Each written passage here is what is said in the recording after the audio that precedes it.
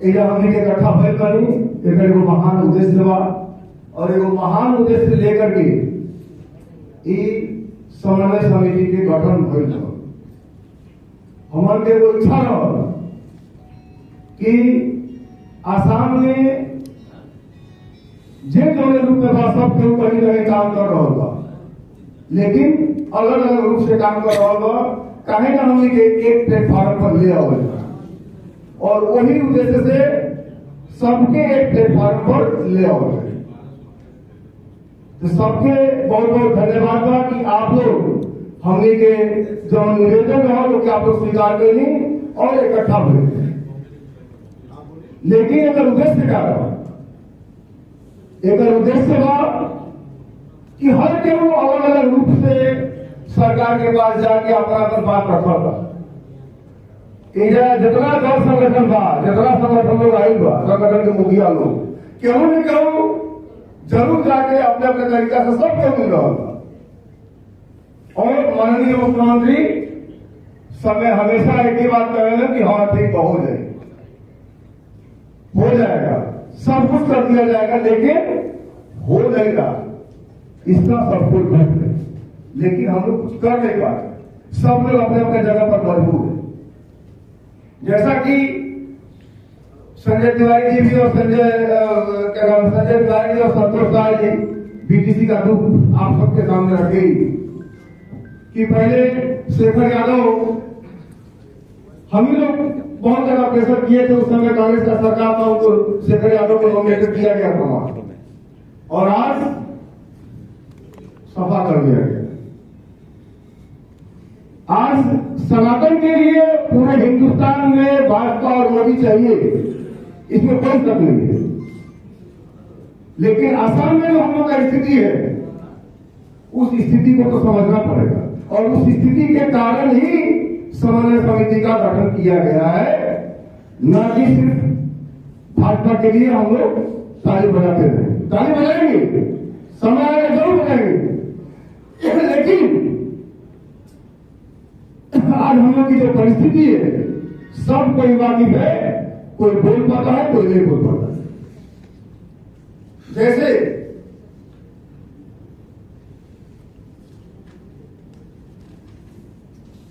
आज पूरे आसाम में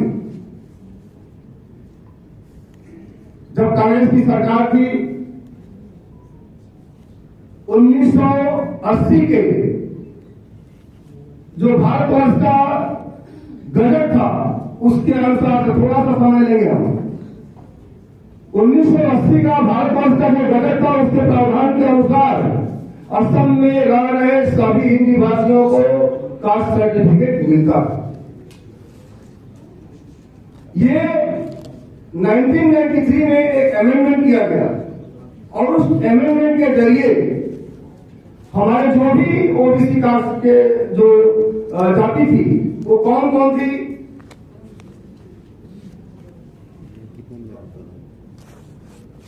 शाह, साहू, कानू, हलवाई, तलवार, गुप्ता, जायसवाल, कोयरी, कुशवाहा, भगत, वर्मा, करवार, बढ़ई, विश्वकर्मा, लोहार, ठाकुर, हजाम, शर्मा, नाई, आहिर,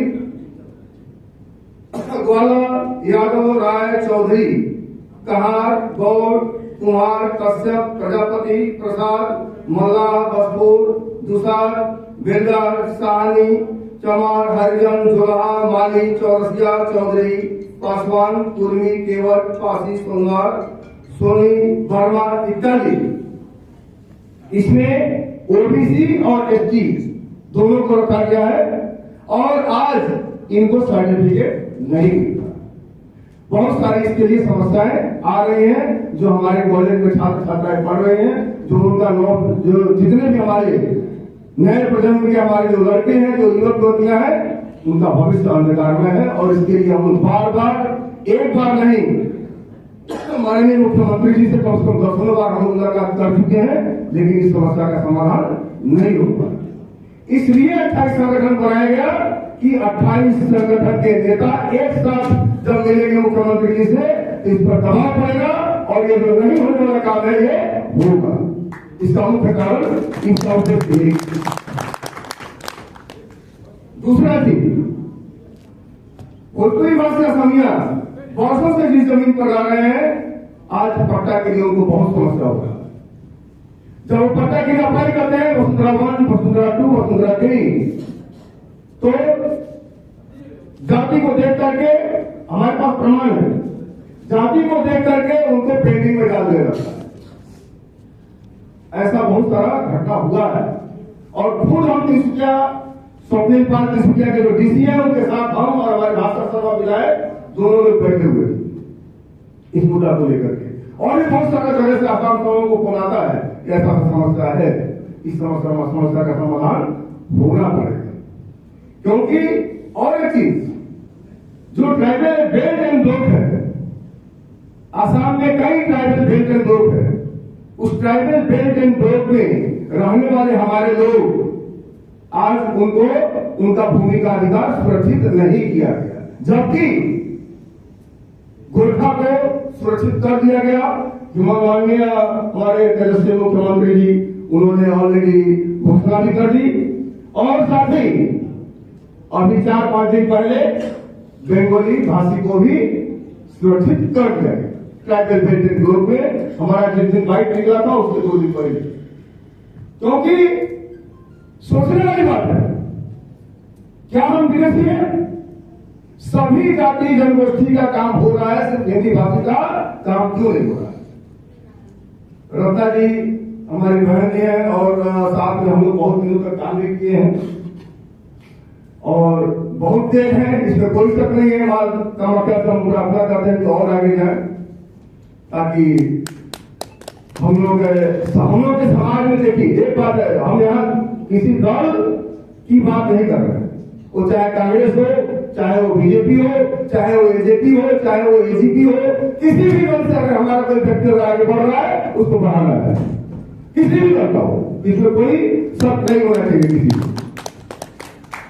रत्ना जी बहुत आगे जा रही है और आगे जाए, ऐसा हम आपसे प्रार्थना करते हैं। लेकिन आप सब लोग जब माननीय मुख्यमंत्री जी के साथ बैठने का अवसर मिलता है, खासतौर से हम लोगों को दुख होता है कि जब हमारे 2 हिंदी विधायक और मंत्री हैं, अशोक सिंघल जी और कौशिक राय जी, लेकिन आज तक विधानसभा में कभी भी हिंदी भाषियों का बात करते हुए हम लोग नहीं सुने। खासतौर से मैं खुद 2-3 बार उनसे मिलकर के मैंने प्रयास किया है कि सर काइंडली चलिए इस मुद्दे पर हम लोग मुख्यमंत्री से बात करें, आप जाकर लोग कोई भी पूछ सकते हैं, लेकिन समय नहीं मिला। ये हम लोग के अफसोस की बात है।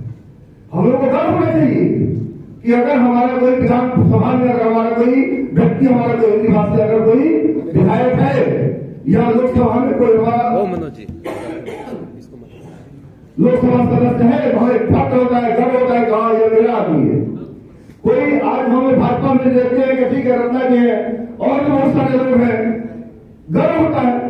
रमन झा जी है कांग्रेस में, गर्व होता है हमारे लोग हैं। अगर कोई समस्या होगी तो वो मानेंगे, क्या बोलिए अपने अपने उच्च नेताओं को, ये तो हमको गर्व होता है। लेकिन अगर वो लोग नहीं बोलेंगे तो हम गर्व किस पर करेंगे?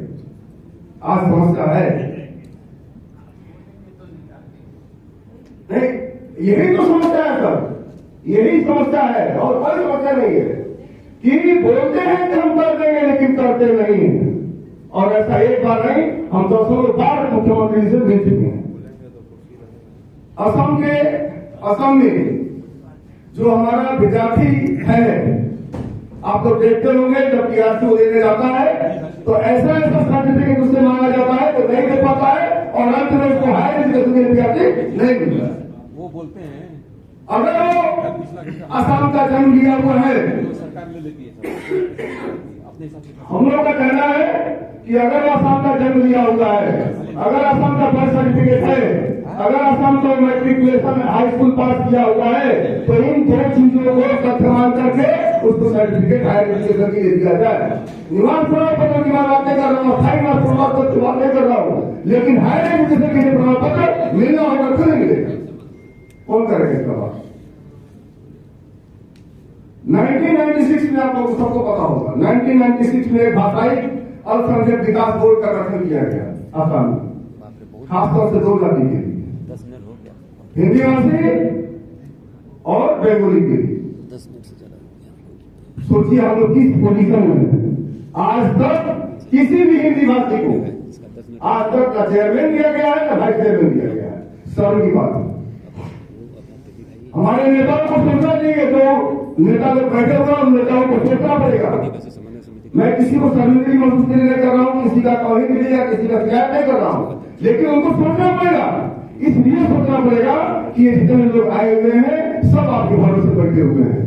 36 लाख आसाम में जो जनसंख्या है, सब लोग ये सोचता है कि हमारे भी कुछ लोग नेता लोग हैं, हमारे भी दो लोग विधायक हैं, हमारी बात जरूर करेंगे। सब लोग ये सोच रहे हैं, ये सोचना पड़ेगा और बात करना पड़ेगा। अगर नहीं मानेंगे तो पार्टी में रहने क्या हम विरोध नहीं कर सकते? क्यों नहीं विरोध कर सकते? अगर सरकार नहीं सुनेगी तो क्या हम धरना प्रदर्शन नहीं कर सकते? क्या हम लोग नहीं कर सकते? अगर नहीं कर सकते फिर हमको संगठन करने का कोई अधिकार नहीं है। अन्य जाति जनगोष्ठी की तरफ से आसाम में जितना जाति जनगोष्ठी है सबको डेवलपमेंट काउंसिल दिया गया है। हम लोग 2009 में भोजपुरी डेवलपमेंट काउंसिल का डिमांड किए थे। किस लिए किए थे? बहुत लोग उसका प्रतिवाद भी करते हैं कि डेवलपमेंट भोजपुरी डेवलपमेंट काउंसिल नहीं चाहिए, हिंदी भाषी डेवलपमेंट काउंसिल चाहिए। अच्छी बात है, कोई बात नहीं, कोई मिलो कहीं से भी हमारा समाधान हो, हमारी समस्या का समाधान हो। अगर डेवलपमेंट काउंसिल हमको मिलता है तो कम से कम और कुछ तो नहीं, लेकिन हमारे जितने हिंदी भाषी छात्र हैं उनका हम कोचिंग सेंटर चला सकते हैं, पीएचडी का कुछ भी करेंगे, लेकिन वो भी नहीं, वो भी जीरो। बाकी संगठन को पैसा करोड़ करोड़ रुपया मिलता है और हिंदी स्पीकिंग डेवलपमेंट काउंसिल को आज के डेट में जीरो करके रखा गया है।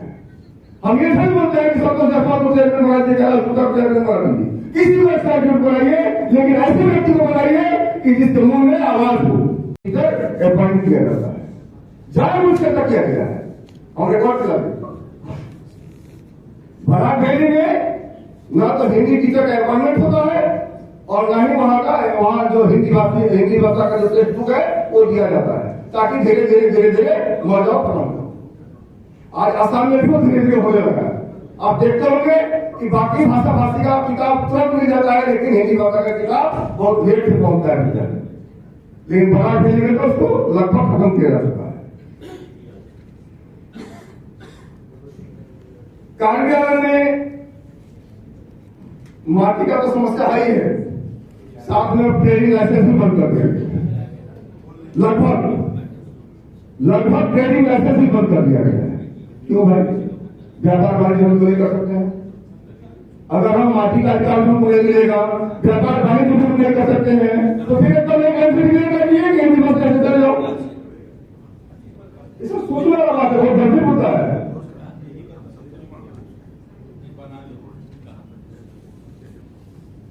तो इन सारे मुद्दों पर हमको सबको खुल के बात करना पड़ेगा। हम लोग का ये जो समन्वय समिति बना, इसका मुख्य उद्देश्य यही था कि हम लोग एक एक करके मुख्यमंत्री जी के पास जा रहे हैं और हमारा काम नहीं हो रहा है। 28 संगठन एक साथ मिलकर के चले, साथ में हमारे जितने बीजेपी के नेता हैं वो लोग भी साथ में चले और सब लोग एक साथ में मुख्यमंत्री को दबाव दें कि हमारा ये काम आपको करना पड़ेगा। सब काम नहीं करना पड़ेगा, लेकिन सब काम का धीरे धीरे आप सब तय करते रहिए।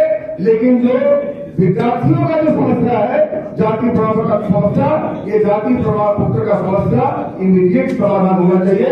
बाकी आप काम करेंगे अपने हिसाब से, आप तो करते रहिए, उस पर हम बहुत ज्यादा फोकस नहीं करते हैं और करेंगे भी नहीं, वो आप लोगों का काम है, आप लोग करते रहिए। लेकिन हमारा मुख्य फोकस है कि जो आसाम में रह रहे 36 लाख लोगों के बच्चों के भविष्य का सवाल है, उनको पहले सुधारा जाए और सिर्फ एक समस्या के लिए पहले बात किया जाए कि आसाम में जो जाति प्रमाण पत्र का जो समस्या है इसका समाधान इमीडिएट किया जाए। इसको कुछ नहीं करना है, बस 1993 का अमेंडमेंट को रद्द करना है, बाकी कुछ नहीं करना है, उसको भी नहीं कर पा रहे हैं। तो इसके लिए आवाज उठाना है। लेकिन अगर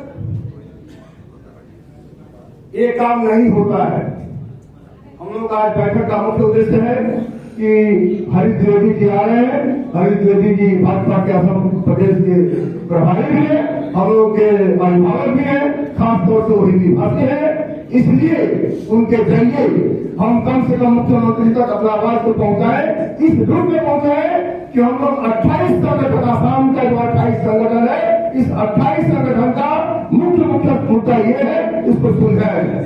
खासतौर से अभी बीटीसी में भी जो एक सदस्य है वो भी देना चाहिए। और दूसरा चीज, ये संगठन मजबूत करने के लिए कुछ सुझाव कांग्रेस गुप्ता जी ने दिया है, सही बात है, उसमें से डिस्कशन करके उसको सुधार किया जाएगा, जो कमी बेसी होगा उसको ठीक किया जाएगा। लेकिन एक पूर्णांग कमेटी घोषणा होना चाहिए, कमेटी का हम लोग का जो प्रारूप बना था उसको पूर्ण रूप से घोषणा होना चाहिए। साथ में संयोजक को देना चाहिए। हम लोग को बोलते हैं कि हमको जिला जिला में कमेटी बनाना है, संतोष जी,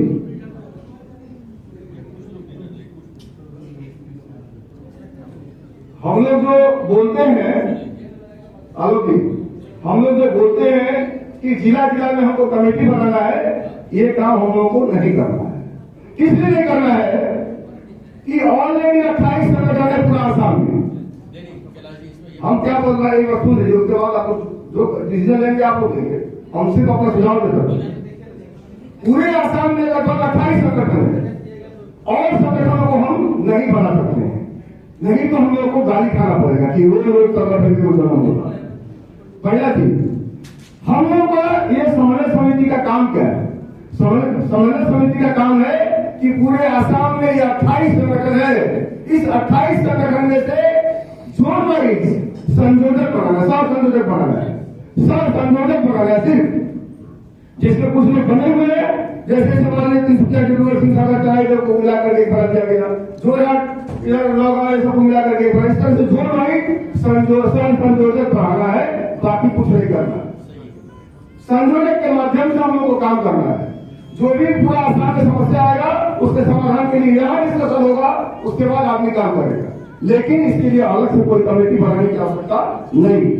दूसरा चीज, वर्ष में कम से कम जितना 28 संगठन है, प्रत्येक संगठन 11,000 रुपया कम से कम यहाँ संगठन चलाने के लिए साल का सदस्यता शुल्क दे, सालाना वार्षिक सदस्य। एक बैंक खाता होना चाहिए जिसमें संयोजक, सह संयोजक, कोषाध्यक्ष 3 लोगों के नाम से होना चाहिए और 3 में से किसी को किसी सिग्नेचर से ट्रांजेक्शन किया जा सकता है। बाकी समय जब आएगा तो फिर बोला जाएगा, लेकिन अभी विशेष आप सबसे निवेदन है और यहाँ मंच पर आसीन सभी से भी मेरा निवेदन है कि अगर मुख्यमंत्री समय देते हैं, लेकिन मुख्यमंत्री का समय हम लोगों को ऐसा नहीं चाहिए कि हम लोग जाएंगे, गमछा पहनाएंगे, अखबार पत्र देके चले आएंगे, वो समय हमको नहीं चाहिए, क्योंकि उस तरह का समय हम लोग बहुत देख चुके हैं, कम से कम 10 बार मिल चुके हैं। टेबल टॉक होना चाहिए जैसे भारतीय जाति जनगोष्ठी के साथ होता है, कम से कम 20 मिनट का समय, ताकि हम अपने पूरे बात को उनके सामने रखें और उसका जो मुख्य समस्या है उसका समाधान का वो हमको एक्सपीरियंस दे और वो घोषणा करें कि हाँ ठीक है, कम से कम आपका 10 समस्या है तो हम 2 का घोषणा करते हैं। क्योंकि आप लोग देखे होंगे कभी भी किसी जाति यूनिवर्सिटी का साथ जिस दिन बैठक होता है, मैडम सही है कि नहीं, उसी दिन उनका पेट में निकलता है कि आज इनके साथ बैठक हुआ और ये मुद्दा पर बात हुई, ये मुद्दा हम लोगों ने सुलझा दिया। तो ऐसा घोषणा हमारा भी होना पड़ेगा। अगर ऐसा नहीं होता है तो अंत में ये 28 संगठन मिल करके हम लोग धरना प्रदर्शन, क्योंकि 2 चीज होता है, जब तक कौन लड़का ना होगा उधर माता पूछना फिर सोचने के अगर पेट फोड़ बचा फिर बोल बात है। दूसरा चीज कि आसाम के जो प्रावधान सरकार के काम में तब तक आवाज नहीं डाला तब तक ढूंढ नहीं डाला, तो ईटू का मध्य करे पड़ी। बहुत बहुत धन्यवाद। जय भोजपुरी, जय आकाश।